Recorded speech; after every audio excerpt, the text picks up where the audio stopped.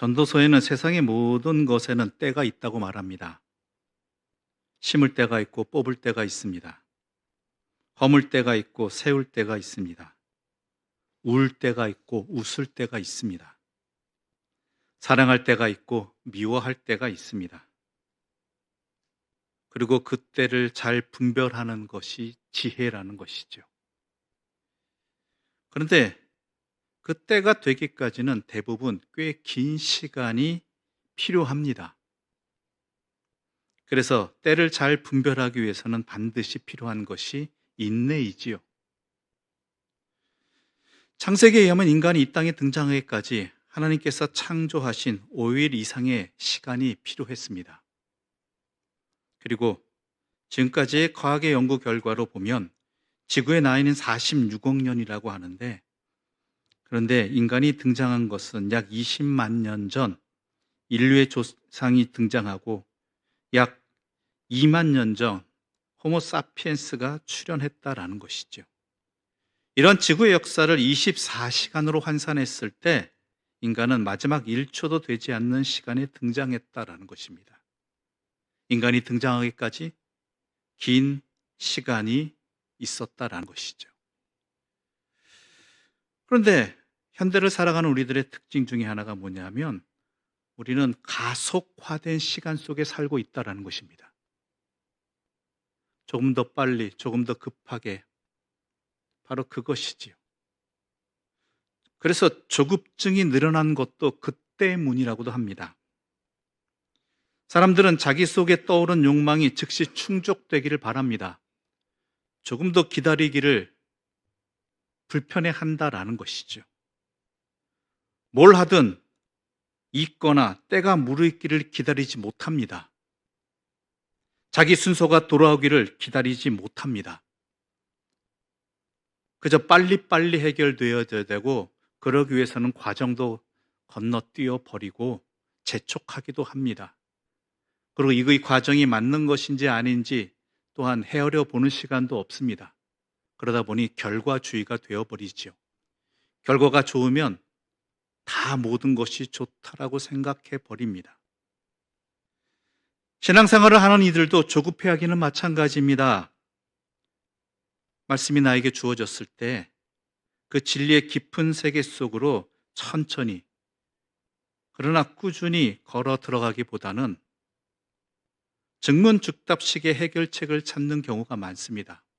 듣는 즉시 내가 아멘이 나와야 되고, 내가 이해되어야 되고, 내가 수긍이 되어야 됩니다. 내가 이해되지 않는 말씀이나 아니면 수긍되지 않는 말씀은 건너뛰어 버리거나 아니면 무시하거나 잊어버립니다. 그 말씀이 나에게 왜 허락되어졌는가를 깊이 품고 내 삶 가운데 또한 익혀가는, 연단해가는 그러한 과정들보다는 그저 즉시 해결되어지고 즉시 답이 나오는 그런 것들을 신앙생활에서도 추구한다라는 것이죠. 그게 바로 현대를 살아가는 우리들의 모습이고 신앙인의 모습이기도 합니다. 성령 강림절 이후 예수님을 따르는 사람들은 새로운 세상에 대한 꿈을 품고 열정적으로 살았습니다. 그 어떠한 빈곤과 박해에도 예수님께 사로잡힌 사람들은 서로 함께함으로 극복하면서 이 위기를 이겨냈고 극복해냈고 기쁨을 누렸습니다. 서로 섬기고 나누고 돌보는 일 속에서 새로운 세상을 맛보았습니다. 하지만 그런 열정의 시간은 오래 지속되기는 어려운 법입니다. 다시 오겠다고 약속하셨던 주님은 오시지 않습니다. 그리고 자신들을 향한 박해가 점점 심화되고 있는 상황입니다. 그런 상황 속에서 믿음을 지킨다는 것은 여간 어려운 일이 아니었다라는 것이죠. 무엇보다도 시간이 지나가면서 그들의 삶의 영원한 중심이었던 예수 그리스도의 마음에서 사람들이 점점 멀어지게 됩니다. 주님의 마음으로부터 점점 멀어지면서 나타난 대표적인 현상들이 서로를 원망한다라는 것이죠. 그리고 그들이 갈망하고 기다렸던 예수님의 재림이 아직 이루어지지 않은 걸 보니까 이 마르나타 재림 신앙은 뭔가 잘못된 게 아니냐고 생각하는 사람들도 있었다라는 것입니다. 그래서 어떤 사람들은 교회를 떠납니다. 또한 심지어 교회에 남아있던 사람들조차도 십자가를 든든히 붙들지 못했습니다.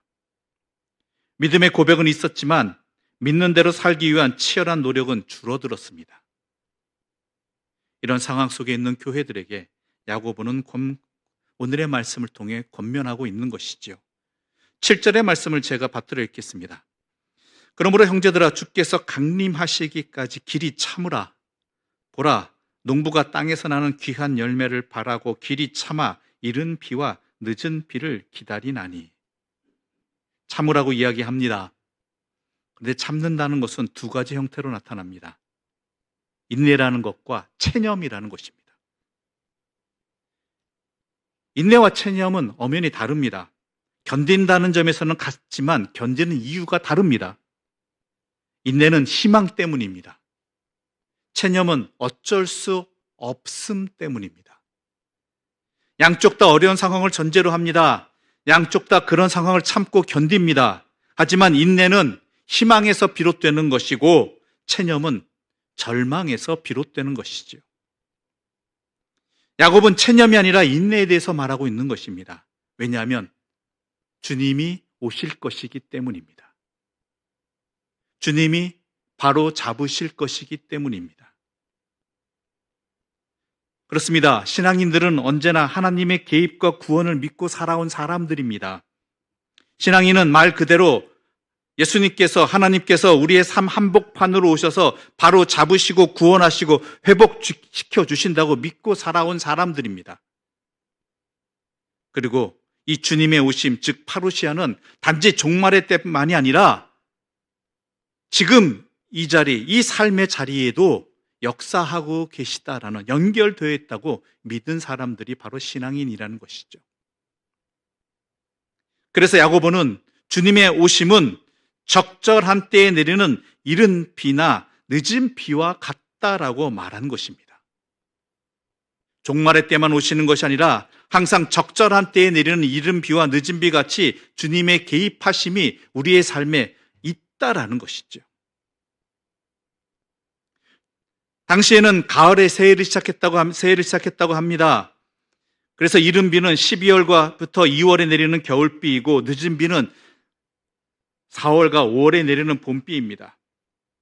농부는 씨를 뿌린 후에 비가 내릴 것을 기다리면서 꾸준히 밭을 돌봅니다. 비가 오지 않는 동안에도 밭일을 중지하지 않고 꾸준히 합니다. 농부가 이렇게 바른 농부의 자세를 지키는 것이 바로 참는 것입니다. 농부의 일은 파종과 수확만이 아닙니다. 농부는 땅을 일궈 밭을 만들고 거기에 씨를 뿌리고 움트기를 기다립니다. 곡식이 잘 자라도록 풀도 뽑아줘야 하고 가물면 물도 대줘야 합니다. 병충해를 방지하기 위해서 다양한 노력도 기울입니다. 그런데 그렇게 노력했는데 어느 날 갑자기 그 애써 가꾼 것이 폭우에 떠내려가기도 합니다. 아니면 가뭄에 햇볕에 타 죽기도 합니다. 그 모든 수고가 헛되이 되어버리는 자리들이 있다라는 것이죠. 이런 암담함 속에서도 묵묵히 자신이 해야 할 일을 해내는 농부는 인내의 좋은 본보기가 된다라는 것이죠.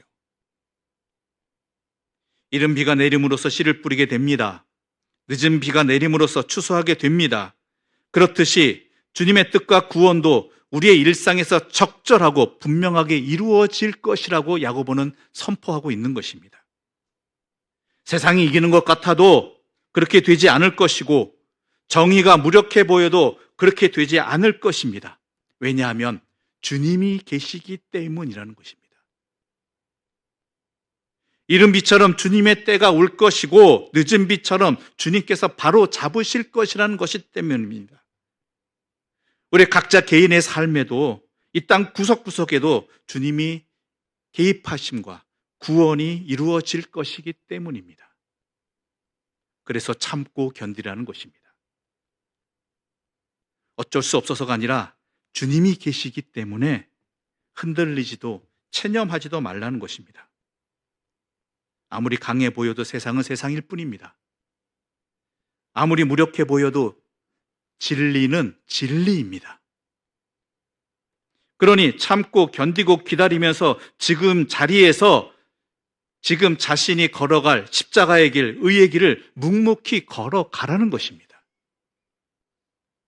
예언자들 또한 역시 파종하는 사람들입니다. 말씀을 파종하는 사람들입니다. 그들은 아무도 귀 기울여 듣지 않는 하나님의 말씀을 전해야 합니다. 그런데 사람들이 듣기 싫어하는 말을 주로 하게 됩니다. 불편하는 이야기를 합니다. 그래서 그들은 늘 배척을 받았습니다. 야고보는 진리를 위해서 진리의 말씀 때문에 시련을 겪는 일을 이상한 일로 여기지 말라면서 예언자들을 본보기로 삼으라고 교회들에게, 성도들에게 그렇게 권면하고 있는 것이죠.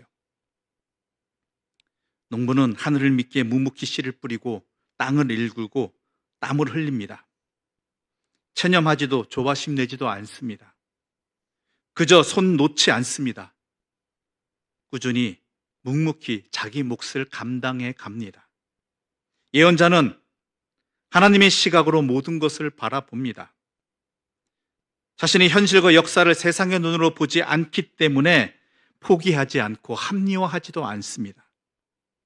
하나님의 정의와 평화가 이루어질 날을 꿈꾸면서 기꺼이 그 고난을 감수해내며 하나님의 말씀을 전하고 뿌리고 있습니다. 심고 있습니다. 그렇기에 농부와 예언자들을 보면서 인내하라고 야고보는 교회들에게 권면하고 있는 것이지요.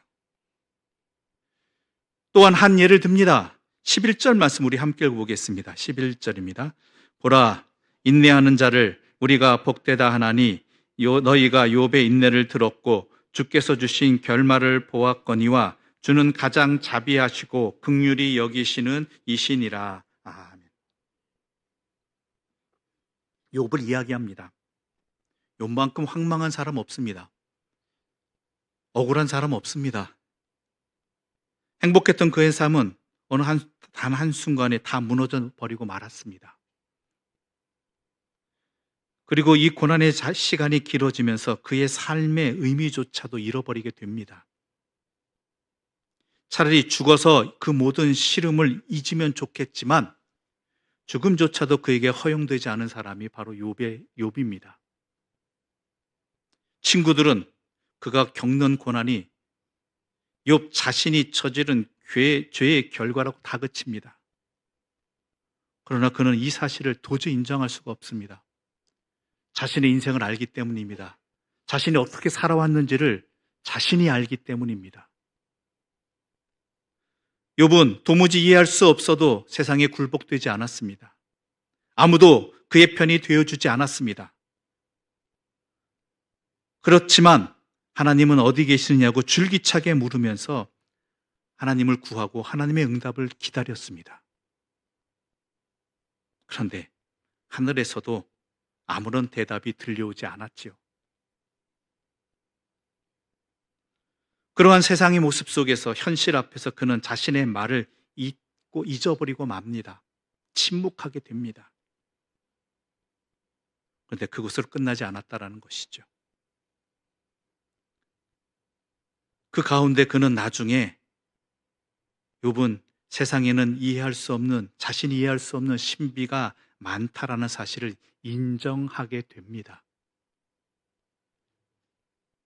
그리고 하나님은 가장 자비하시고 긍휼히 여기시는 분이라는 것도 깨닫게 됩니다. 하나님은 뭐 하시느냐고, 왜 이렇게 나를 버리시느냐고, 왜 그렇게 행하셨냐고 꾸준히 그는 하나님께 여쭈었지만 그마저도 시들어 버리는, 담을 수밖에 없는 그 자리에서 하나님께서 그에게 주시는 응답을 깨닫게 되는 것이지요. 하나님께서 사랑이 부족하거나 능력이 부족해서 지금 복을 내려주시지 않는 것이 아니라는 것입니다. 기다리시는 하나님을 그는 깨닫게 된 것입니다. 하나님께서는 극진한 사랑 속에서 최선의 때를 기다리고 계실 뿐이었다라는 것입니다. 욥을 잊어버린 것도 무시한 것도 아니었다라는 것이죠. 하나님께서는 가장 적합한 시기에 가장 좋은 것으로 갚아주셨다라는 것이고, 요백에 그렇듯이 지금 고난 가운데 절망하고 서로 원망하고 있는 그런 초대교회에도 하나님께서 그렇게 가장 좋은 때를 기다리시면서 그때가 되면 응답해 주시고 갚아 주신다라는 것입니다. 그러므로 이것을 믿고 기다리면서 악에 빠지지 말라라고 야고보는 오늘 우리들에게도 권면하고 있는 것입니다. 그러면서 서로 원망하지 말라라고 이야기합니다. 우리 9절 말씀 함께 읽겠습니다. 9절입니다. 형제들아 서로 원망하지 말라. 그리하여 심판을 면하리라. 보라 심판주가 문 밖에서 계시니라. 아멘. 당시 야고보의 편지를 받아볼 교회 가운데, 교회 성도들 가운데 원망들이 참 많았던 것 같습니다. 특히 상황이 어려울수록 원망이 더 커집니다. 우리들은 겪어봐서 압니다. 좋을 때는 원망하지 않게 됩니다. 그러나 상황이 어려워지면, 나빠지면 원망하게 됩니다. 누군가를 탓합니다. 누군가는 조급하고 누군가는 느립니다. 누군가는 과하고 누군가는 모자릅니다. 하지만 야고보는 말합니다. 원망하지 말라는 것입니다. 원망은 책임의 원인을 다른 사람에게서 찾는 데서 벌어집니다. 누구 탓이라고, 누구 때문이라고, 무슨 일 때문이라고. 그런데 자신에게 책임이 있다고 인정한다면, 또는 서로에게 책임이 있다고 인정한다면 상대를 원망하지 않는 것이죠. 물론 원망과 논쟁은 구별해야 합니다. 옳고 그름을 따지는 일은 때에 따라서 필요합니다. 시시비비를 따지기는 하되 원망까지는 가지는 말아야 한다라는 것입니다. 꼭 따지다 보면 원망하게 됩니다. 사람을 탓하게 됩니다. 이를 넘어서 사람이 또한 원인이 되기도 합니다. 시시비비는 진리를 향한 몸부림입니다. 하지만 원망은 관계를 깨는, 평화를 깨는 행위가 되어버립니다. 서로 원망하면 평화가 깨어집니다. 관계가 깨어집니다. 이 관계가 깨어지고 평화가 깨어지면 생명에서 멀어지는 것이고, 생명에서 멀어지는 바로 그것이 바로 심판입니다. 하나님으로부터 멀어지는 것이 생명으로부터 멀어지는 것이고, 바로 그것이 심판이 되는 것이죠. 어떤 사람은 이렇게 말합니다. 틀린 이야기 아닙니다. 어떻게 사람이 원망하지 않고 살 수 있겠느냐라는 것이죠. 하다못해 원망이라도 해야지, 말이라도 해야지 내 이 답답한 속 터지지 아니하고 그래도 위로는 받을 것 아니냐라는 것이죠. 그런데 야고보는 말합니다. 우리가 원망하지 않고 인내하며 살아갈 수 있는 길이 있다라는 것입니다. 그것을 야고보는 이렇게 말합니다. 심판주가 문 밖에 서 계신다. 심판주가 너의 문 밖에 서 계신다라는 것입니다. 서로 원망한다는 말은 그 사람들이 심판주가 문 밖에서 기다린다는 사실을 모른다는 의미입니다.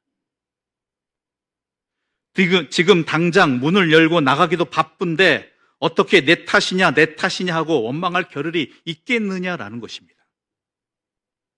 지금 절실한 문제는 심판주에게 문을 열어드리기 위해서 문으로 달려가는 일입니다. 그런데 여전히 문은 안 열어드리고 문을 향해 가지는 않고 서로 탓하며 싸우고 있다라면 그것만큼 어리석은 일이 어디 있겠느냐라는 것이죠. 그런데 또 중요한 의미가 있습니다. 우리가 서로 원망하지 않고 참고 견딜 수 있는 힘이 우리에게서 나오는 것이 아니라는 것입니다. 문 밖에 서 계신 주님, 정확히 말하자면 우리의 문에, 나의 문에 찾아와 서 계신 주님으로 말미암아 우리는 서로 원망하지 않고 참고 견디며 살아갈 수 있는 것입니다. 물론 훈련과 수련을 통해서 그런 힘은 어느 정도는 얻을 수 있습니다. 그러나 그것은 한계가 있습니다. 우리의 삶을 구현하고 진리의 길을 걸을 수 있는 힘은 하나님으로부터 주어지는 선물입니다. 나를 찾아오셔서 내 문 앞에 서서 기다려 주시는 주님이 계시기 때문에 그 주님으로 말미암아 우리는 서로 원망하지 않고 참고 견딜 수 있는 길을 걸어갈 수 있는 것이죠. 대림절 세 번째 주일이고 한 해가 저물어가는 시간입니다. 이렇게 살아가면서 분명해지는 것들이 있습니다. 산다는 것이 쉽지 않다는 것입니다. 특히 신앙인으로 살아간다는 것이 쉽지 않다라는 것입니다. 우리를 믿음의 길에서 벗어나게 만드는 유혹 혹은 방해물들이 참 많다라는 것입니다. 마음의 중심을 굳건히 세우지 않는 한 우리의 마음은 무너져 내리기 쉽다라는 것이죠. 시련이 찾아올 때도 있습니다. 길을 잃은 듯 답답할 때도 있을 것입니다. 그런데 하나님이 우리에게 요구하시는 것은 잘못을 저지르지 않는 완벽한 삶이 아닙니다.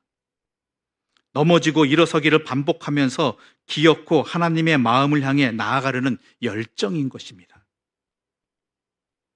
현실이 전부가 아니기 때문입니다. 세상이 이기는 것도 아니기 때문입니다. 모두가 체념하거나 타협하는 것도 아닙니다.